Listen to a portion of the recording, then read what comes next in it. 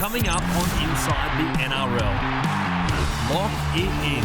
Townsville will host State of Origin 1, but has it left New South Wales singing the blues? We hear from both Origin coaches. Jerome Law beats Jack Whiten to the Blues number 6 jersey. So what changed Brad Fittler's mind? Steve Renouf joins us live to give his thoughts on the Maroons 17 as 3 key Queenslanders battle injury. And we recap the highlights of another memorable Indigenous Round. Hello and welcome to a huge Inside the NRL as we kick off the countdown to Origin 1. It's just 9 days away. I'm Zach Bailey, joined by former Blues 5/8 Jamie Soward and Michael Chammas from the Sydney Morning Herald. Gents, we love this time of the year, don't we? Yeah, certainly do. I can't wait for Origin to start. The teams have been picked. The boys are in camp enjoying each other's company for the first day or two, which is probably the best part of camp. And then after that, the real work starts. Get the budgie smugglers ready, mate. We're heading to Townsville. It's going to be good. We'll talk Here's about two that. roomies again. Are we doing the show there next week, or you not get the invite? I'll have to speak to our producer, but hopefully we head up to Townsville, at least a couple of us anyway. But first, it's time to see what left egg on Michael and Jamie's faces. I'll start with you, Sally. The Parramatta Eels. I was really disappointed with them on the weekend. I watched that game, the week before against Manly. It was an emotional day and they didn't stand up. And then it just felt like on the weekend was a perfect chance for them to go, right, like a mini final series. And Wayne Bennett did that to us, is let's treat this like a final series at the back end of the year, where it's sudden death. They lost the first final to Manly. They go and play South Sydney. They leak 38 points. And their attack, their defence, they just look like a side that had struggled for confidence after a great start of the year. And the South had been beaten by 50 a couple. That's what I mean. Right, so it's just, as I said last week, whatever happens during the season is irrelevant for those 4 teams at the top. It's finals time and that's all the thing that matters. But for me, the Knights left egg on my face. No Kalen Ponga, no Mitchell Pearce. I gave them absolutely no chance. I thought Manly, that was the easiest tip of the round for mine, and we got it horribly wrong. Congratulations to the Knights and Adam O'Brien, monkey off the back for a little while now. Yep, and Des Hasler not a happy man after that loss. Yeah, and nor should he be. Yeah, that was tough to watch. But I look at that, and the teams, the bottom 10 teams, are going to continue to do that to each other. Is be up every now and then, and that's not good enough to make the 8. All right, we had another very special Indigenous round over the weekend. So, Sowie, you're a proud Indigenous man. What was your highlight? There were so many. Yeah, apart from the jerseys, the celebrations, I had Rhys Walsh. This kid is just sensational. He is so good. His try against the New Zealand Warriors, the ability to be able to back himself, and the finish, boys, is like, it's first class. And this is a kid who's 18, played a handful of games. He's a very, very, very good-looking cat as well. But yeah, I just thought that was my highlight. A genuine talent and a genuine man crush. You can't big man crush on Rhys Walsh. Michael, what was your highlight? My highlight, we turn back time as a Dragons fan to see Nathan Blacklock and Anthony Mundine before the game. It just turned back time a little bit to see them with the Dragons on the weekend. I loved it. Some of my favourite moments watching Nathan Blacklock and Anthony Mundine do the flips after tries as a kid growing up. That was good for me. Yeah, big shout out also to Fox League. Their promos with Baker Boy were incredible. That was featuring awesome. Some of those guys, comparing them to the guys in the modern game. Latrell Mitchell has made the kangaroo ears famous over the last couple of years. Every time he scores a try, he gets them out, and as did a couple of other NRL players across the weekend. Dane Laurie, a proud Indigenous player. We also saw his Damien Cooks, the Latrell. He may get it out as well, and the Ferrari. That is Jason Saab. He was on fire again on the weekend. He did it as well. So, has there been anyone ever quicker than Jason Saab? well, ever? Gus Gould says that the Fox is the fastest man on the planet, even faster than Usain Bolt. So maybe he has over 100. Saab. I want to see the race back. I want to see end of year grand final day. The teams that aren't playing, I want to see a 100-metre sprint on grand final day. Wouldn't you love to see that? Well, get the Sydney Morning Herald to put up 100,000. We can make it happen, mate. All right, in fresh news this afternoon, it has been confirmed that the MCG will not host Origin 1 due to the recent COVID-19 outbreak in Melbourne. So we're headed to Townsville. That's right, Queensland will host Game 1 and Game 2. Let's hear from Andrew Abdo. Yeah, three considerations. The first one was safety. So the advice that we have from our biosecurity experts was that Far North Queensland and Townsville would be the least risk of disruption. Second of all, state-of-the-art facility, brand new stadium, and as I mentioned earlier, thousands of fans players and participants getting an opportunity to see State of Origin for the first time. And the third lens was we've taken a huge hit financially. 2020 was incredibly challenging for the code. Having to cancel a game and refund fans and deal with the logistical challenges just a week out from the game in Melbourne meant that the Commission needs to think of the best interests of the game and limit the financial damage as much as possible. I've spoken to both Dave Trodden and to Brad Fittler, and they've been very supportive and respectful of the decision. Clearly, they would prefer the game to be played in New South Wales, but they understand the considerations.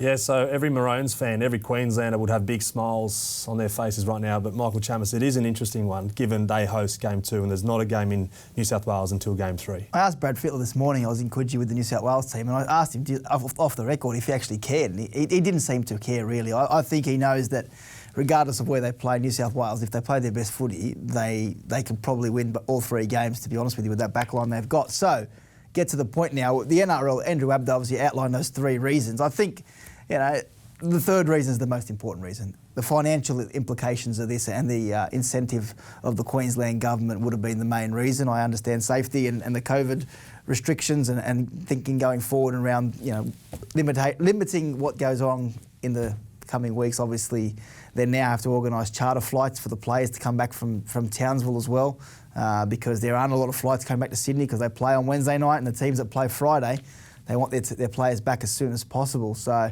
I understand why the NRL is doing it. I don't think there's a lot of New South Welshmen who think it's fair.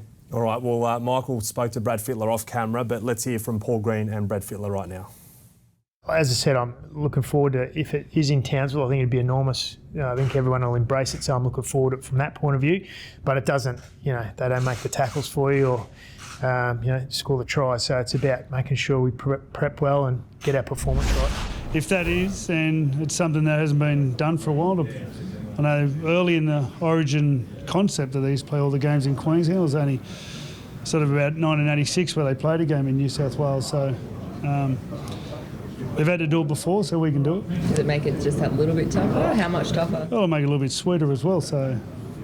Yeah, sweeter, no doubt, Sowie, but it is a tough challenge. So if the Blues go up and they win Game 1 in Townsville, Game 2 in Brisbane at Suncorp Stadium, will they automatically go into the conversation as one of the best Blues teams ever?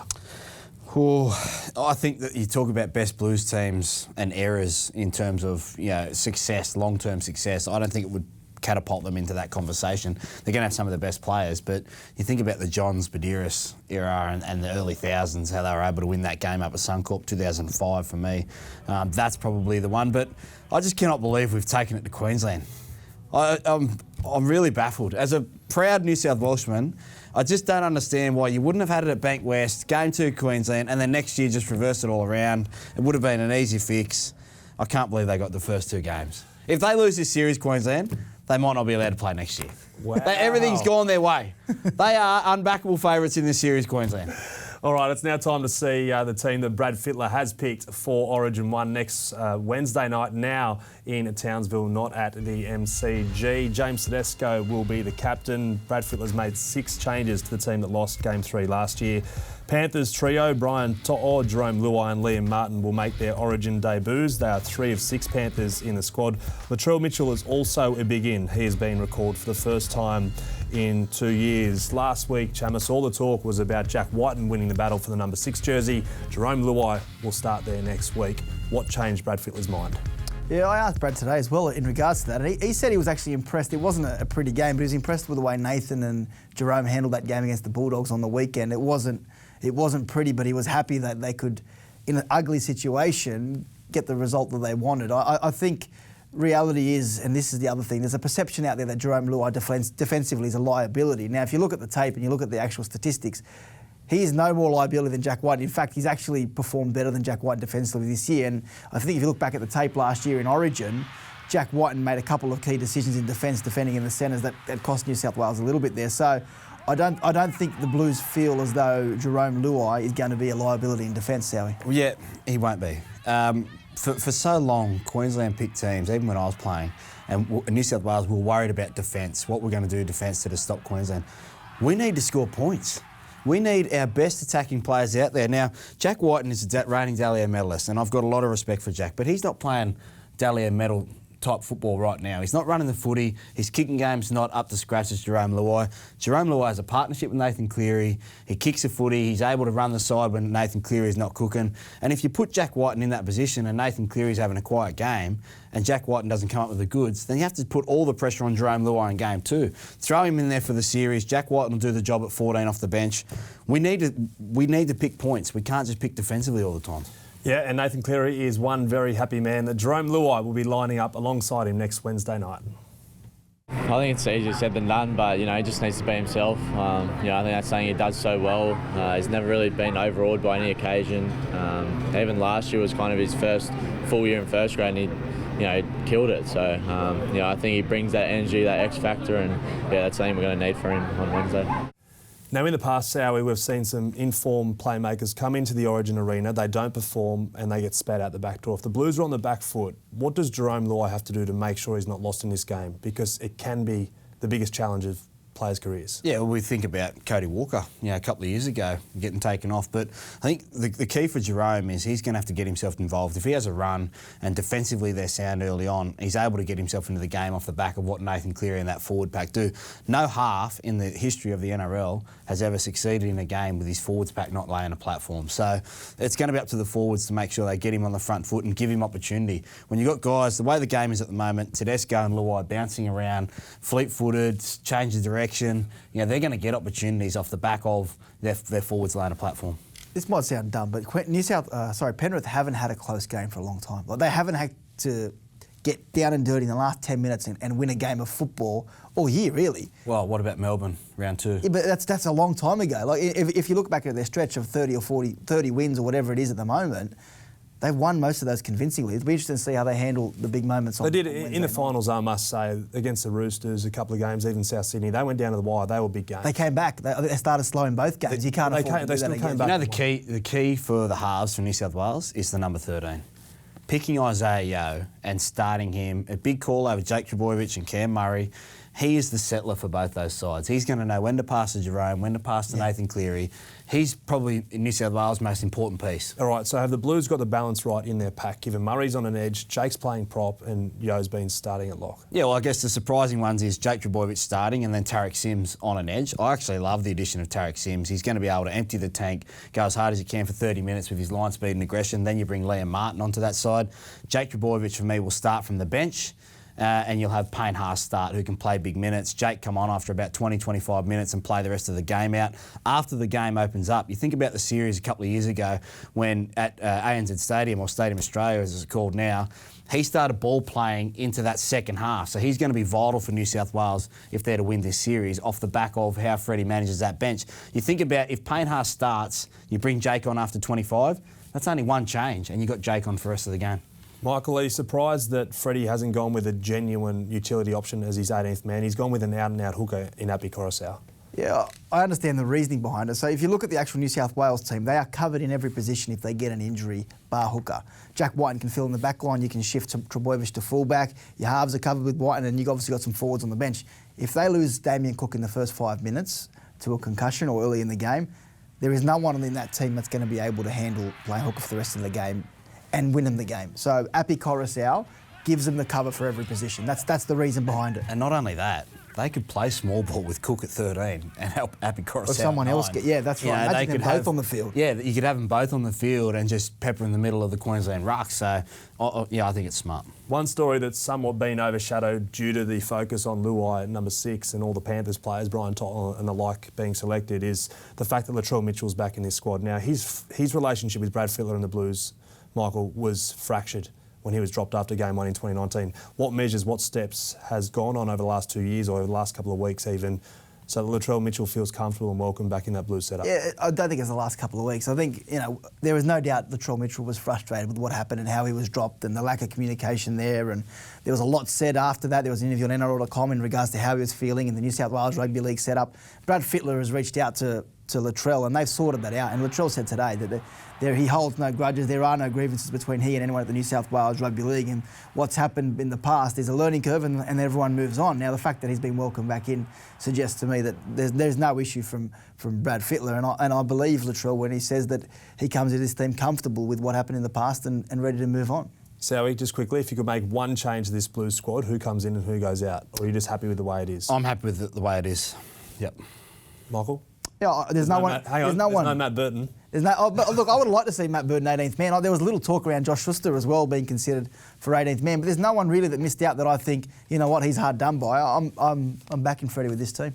Okay, all right, we'll have to wait and see how the Blues go next Wednesday night. We've got to turn our attention to Queensland. New coach Paul Greene has named his side today for his first assignment as Queensland coach. Let's see how the Maroons are expected to line up next Wednesday night. Cameron Munster, Kalen Ponga and Harry Grant have all been named despite battling injuries.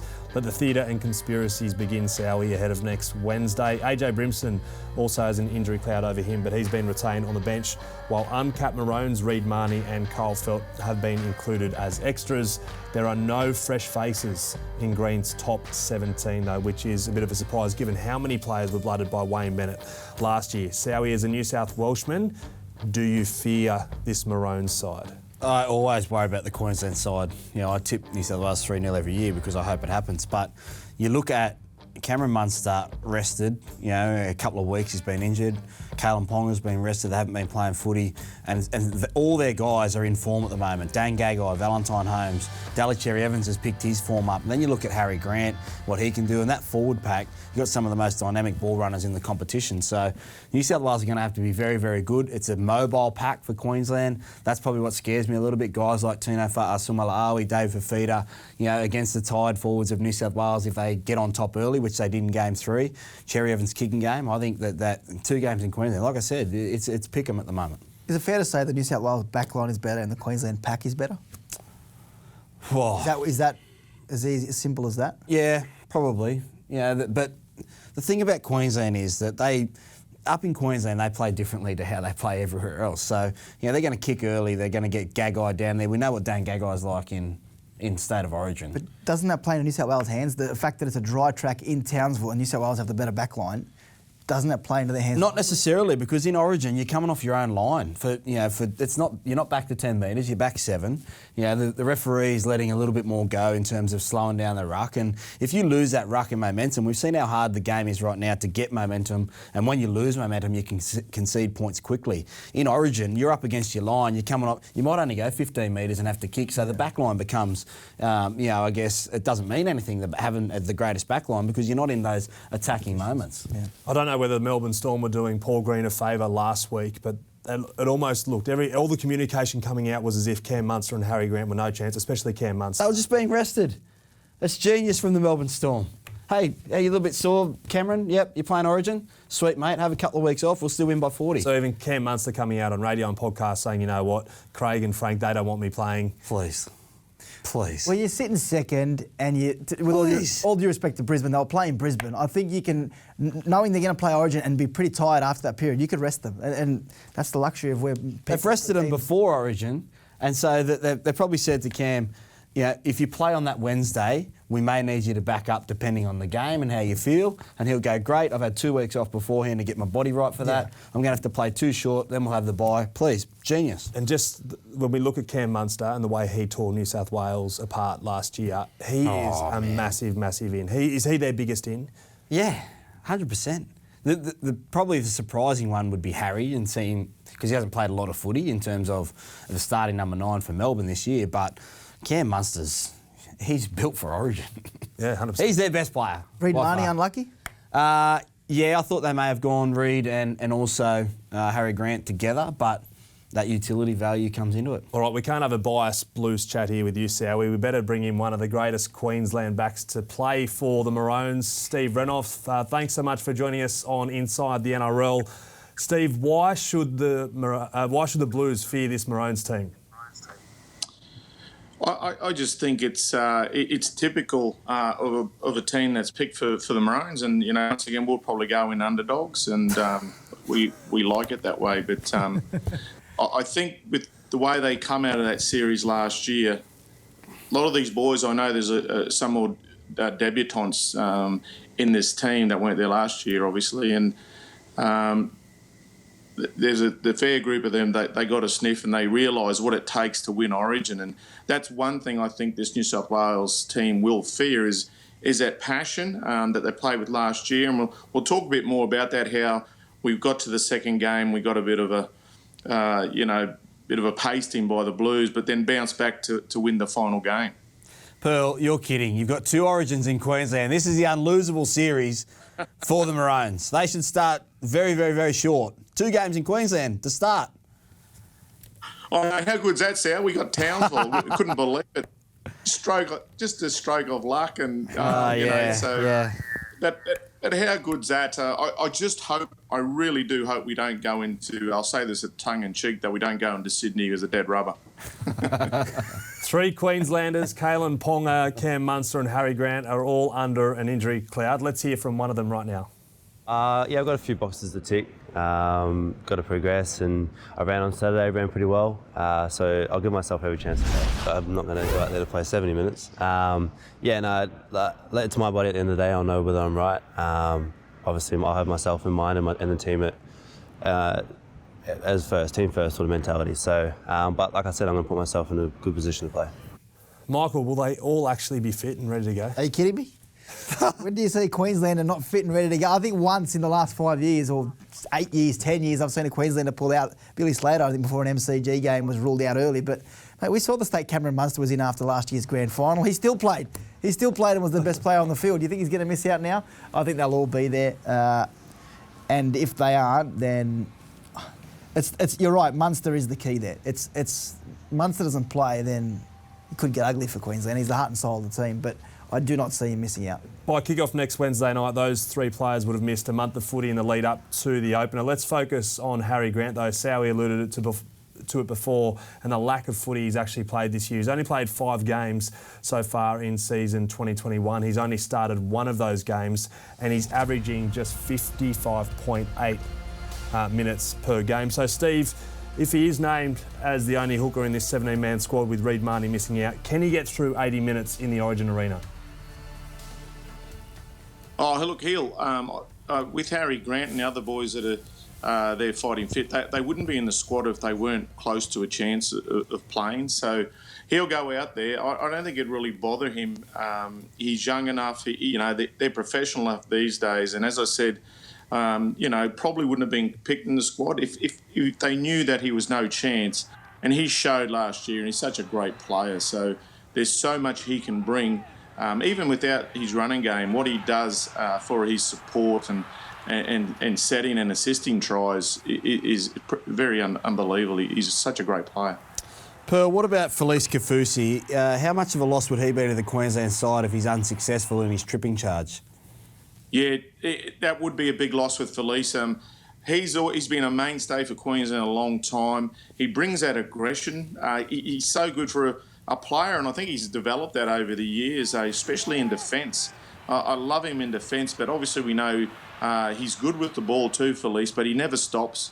But you will miss his defence because he brings that bit of aggression to that pack. Steve, I just want to ask about Paul Greene. I know you know him a little bit. I just thought over the time, obviously last year, inheriting this team from Wayne Bennett, did a fantastic job. It's going to be obviously big shoes to fill coming on the back of Wayne. What does he have to nail in his first week in charge here of the Maroons? I think Greene has just got to be patient. We saw just an example of last year. Queensland come out, got the first game. They got rattled in the second game. And if you remember, and I know it was a shorter turnaround, I think, last year because of COVID, but if you remember Wayne in the dressing rooms after that hefty loss, he was trying to be a bit funny and smiling, and he wasn't really ripping in. And I think that's where Greeny's got to realise this is Origin. You got a small window of opportunity in 3 games, and you can lose it in 2. But if you're going in to decide and you win the first one, lose the second one, just got to be patient with this group. And just show them that, give them that confidence. He's got JT there with him, and I think they've kept Neil Henry, which I think is a great thing. And one thing I think about last year, they were so lucky to have Wayne Bennett, Mal Menninger and Neil Henry. But while you got them there, he's just got to keep a cool head and keep these boys upbeat. Pearl, what's going to be the weakness that Paul Greene and his side's going to have to attack in this New South Wales team? Well, they've got three fullbacks, current fullbacks in their club teams playing at the moment. 2 in the centres, and maybe we look at on that edge around those players running, Tommy Turbo's come back and he's playing great footy. I know Latrell is an ex-centre, but we had 3 fullbacks out there. Somehow on those edges, we got to try and take advantage of that and probably run numbers and just try and get them going, confuse them a bit. And I think on those edges, maybe on Toho's side as well, he should be a target, especially with the high ball and running at him. So I think the forwards will take care of themselves. I was really impressed last year in that final game and what they did, and they did to Payne Haas, and they just cut their space down, and they virtually chopped Payne around the legs every time he got the ball. He didn't get any momentum, any yards, and I think Queensland got to go over that same thought process. We've got to get up in their face. We've just got to chop their time down. Steve, we can't wait for Origin next week, but before we let you go, what was your highlight out of another very special edition of Indigenous Round? Mate, you know what I thought about that? It's about the whole concept. I'm so proud of what the NRL do in this space. We didn't really have it back in the day when we played, back in the 90s and the like. So for me to see the spectacle they put on to celebrate, ex-players and current Indigenous players is just amazing. And you look at some of the footage, and a lot of the boys performed on the weekend too, which is great to see, and with their clubs. And you see Jimmy Roberts here, you got a couple of them meat pies, but it's so good. And what the NRL, I really think they do understand, is what this means to the Aboriginal Torres Strait Islander community, and it's something they all look forward to, and I just think the NRL do it so well. Steve, very well said. Thank you once again for joining us on Inside the NRL. Best of luck to the Maroons next Wednesday night. No worries, boys. Thanks. Sowie, the underdogs in Queensland. Oh, unbelievable. You wouldn't, mate, they could have had... When I played them, they had 8 Immortals, I think, in the side. They were underdogs. It was unbelievable. All right, it's now time to check out the Casualty Award, brought to you by Chemist Warehouse. And just like this show, this has an Origin flavour as well. Paul Greene is confident Cam Munster will overcome a foot injury and be fit to play. Most of the concern is over Kalen Ponga. Sowie says no. While Harry Grant and AJ Brimson are adamant they will suit up. Blues big man Payne Haas expects to be running again on Thursday as he battles a knee injury, while James Tedesco and Josh Adokar are also carrying hip pointer injuries. To the other injuries out of round 12, Zach Sadler was hospitalised with a suspected fractured skull in a loss against Newcastle, while debutant Ben Trebojevic suffered a head knock. The Titans' loss was compounded by Bo Firma's hamstring injury. Roosters forward Isaac Liu has avoided serious eye damage, but the Tricolours could be without Nat Butcher because of a moderate syndesmosis injury. The Raiders are said to be without Corey Horsburgh after he dislocated a wrist. And Bulldogs hooker Brad Dietz suffered a hamstring strain early in their loss to the Panthers. All right, it's now time to turn our attention to the cash cow that is NRL Pick'em. We've already given away $1 million so far this year, or more than $1 million in the NRL season. And this weekend, you can win $1 million. To win, all you've got to do is pick 4 winning margins from the 4 nominated games. It's free to play. Head to nrl.com/pick'em to get involved. And no, Jamie and Michael, we cannot get involved. But they're the 4 matchups right there, including Origin as the 4th match. Panthers, Storm, Eels and Blues. All right. This is the last time we'll get to see the Dalian leaderboard before votes go behind closed doors. So let's remind you all of the current standings after 12 rounds. Nathan Cleary out in front. He's 4 clear of Roger Tuivasa-Sheck. James Fisher-Harris is on 16. Tommy Taberbo, as I like to call him, Trebojevic, is on 15. Latrell is on 13, but can't win due to his suspension earlier this year. Interestingly, 2020 winner Jack Whiten hasn't polled one single vote all year. Sowie, is it a race in fall? Yeah, it is, and it'll be interesting to see James Fisher-Harris if he can poll a couple of votes while Nathan Cleary's in Origin, but Nathan Cleary has a chance in those games to obviously poll votes as well. Roger Tuivasa-Sheck, the Warriors are the most frustrating team in the NRL. Get Roger back to fullback and he wins the Dally M. That's how good he is. They can't have him playing on the wing. If he plays at fullback, they're going to make the 8. Tom Trebojevic, I think it's out of 3. I think it's out of Fisher-Harris. RTS and Cleary. In a team of stars at Penrith, a lot of people thought James Fisher-Harris might fall away, but he's a genuine shot. When you consider that Jerome Law has had a good start to the year as well, would have been taking points, and you think about Matt Burton taking points, there's been a lot of good players at Penrith. The fact that he's on 17, I think it's 17 there, it's incredible. Yeah. Best prop in the game. All right, it's now time for Hit or Miss. And we'll kick things off with this. A complete overhaul is required in the nation's capital. Jamie Soward. Hit for me, and it's not necessarily with the coach. I think they just need to get some... Hang on, you said a complete overhaul but not the coach. Yeah, you can have a complete overhaul, not the coach. It's not a complete overhaul then, is it? Listen to me. So it's a partial overhaul? I think they need to get some... Yeah, partial. Okay. They need to get some younger guys in there. They need to refreshen that roster a little bit. On the weekend, the last 2 weeks I've watched them closely, having called the game, and they led 10-0, but there's just something missing within that group now. All the outside noise that's been going on, it looks like it's started to affect them. They do some good things, but they're going to have to inject some younger guys in and around their key playmaking roles to help re-energise that squad, because other teams are doing it. You saw the Roosters do it with Suwali, Walker.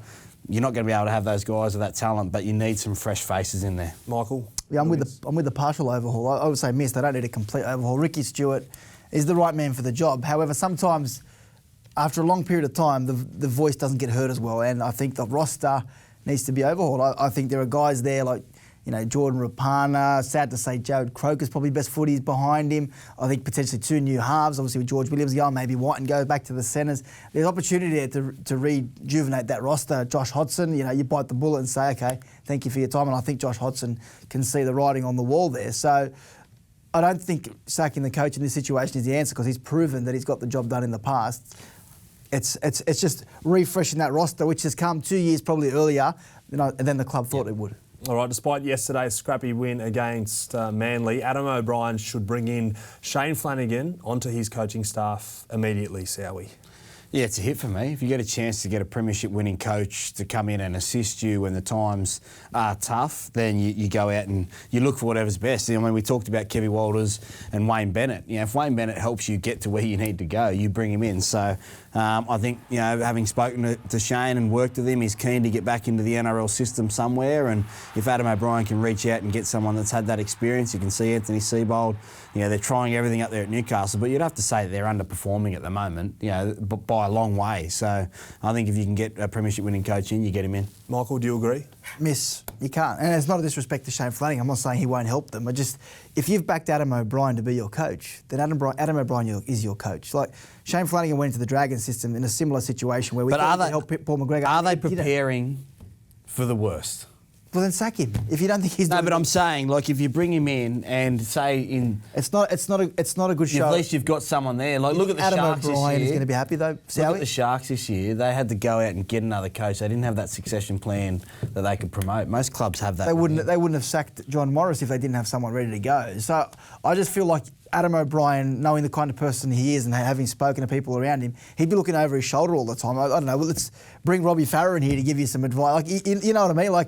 He's got his own show on That's Tuesdays. what I'm saying. If you'd be threatened that he wants to take your spot on this show. He's too busy running the water. Just let me have this, Robbie, please.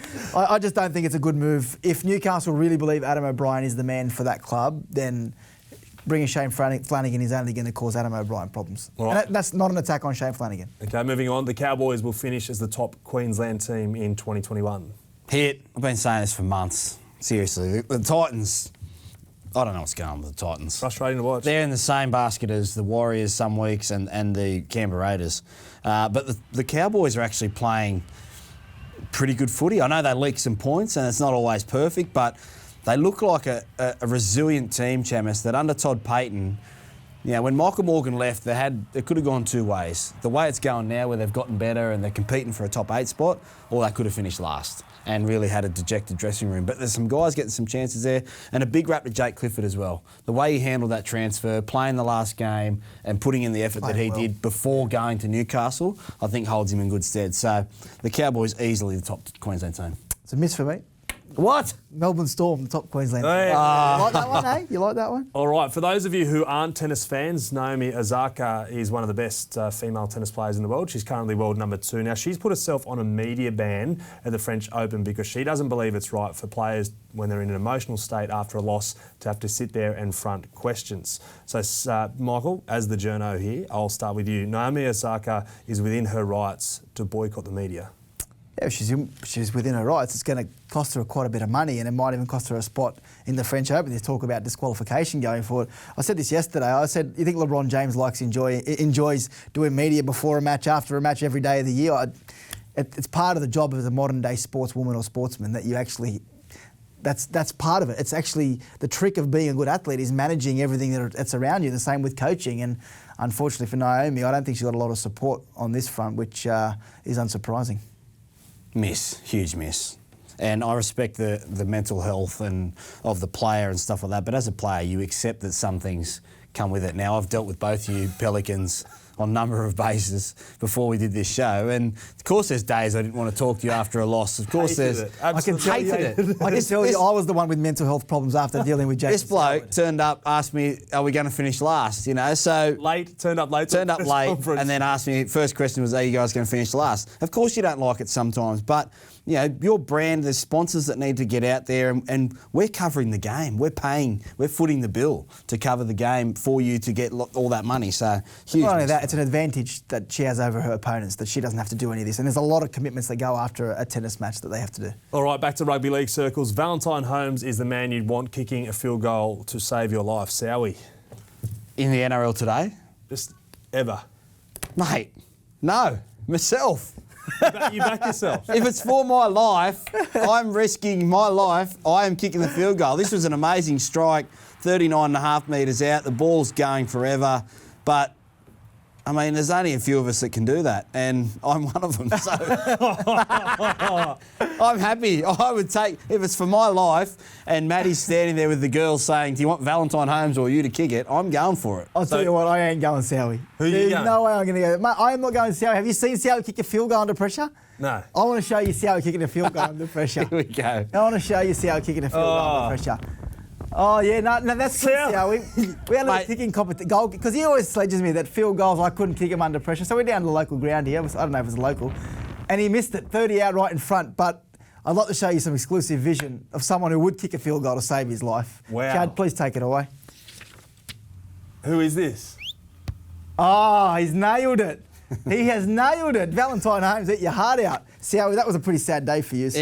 Yeah, it was. In my defence, there wasn't 80,000 fans there with the grand final berth on the line. COVID, mate, I couldn't get the fans there. And the game was already won. I don't know why. I'd taken my boots off. I had to put them back on because he was running around like a little pestering kid telling me to go back. So you wouldn't have Chammers kicking for your life? No. I wouldn't have Chammers reporting for my life.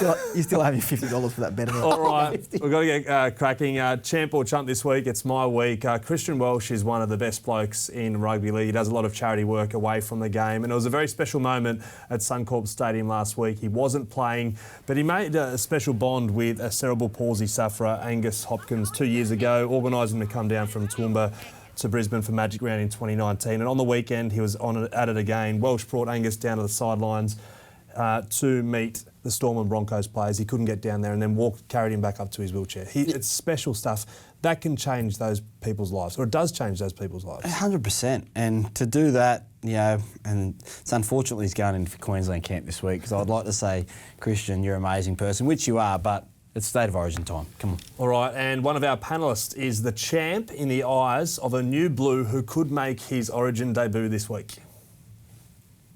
Just got to thank him. You know, he's done all the hard work for me. You know, put my name forward. But no, I appreciate him. You know, making those comments. That's for sure.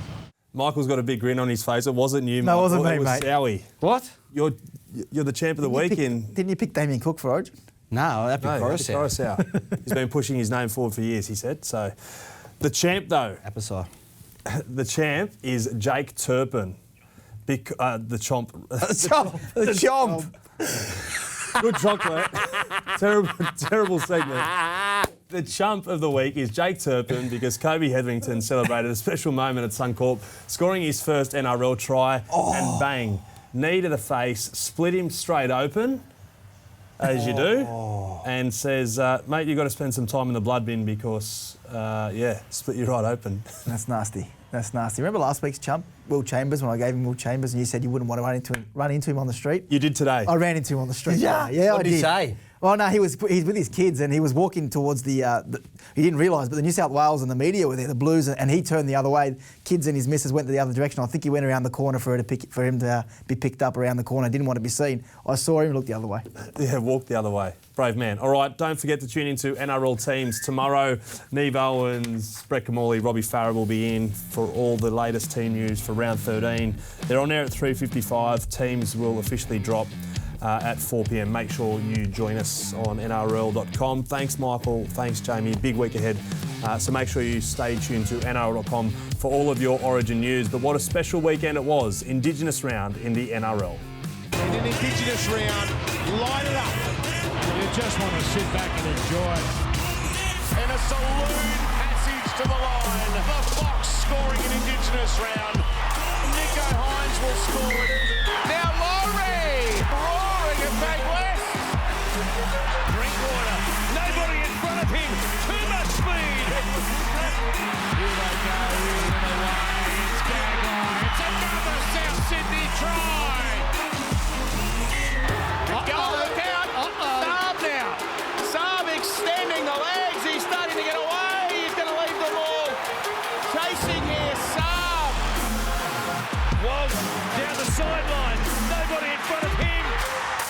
Walsh got it down. How did he do that? Sits up perfectly. What a start for Brian Kelly.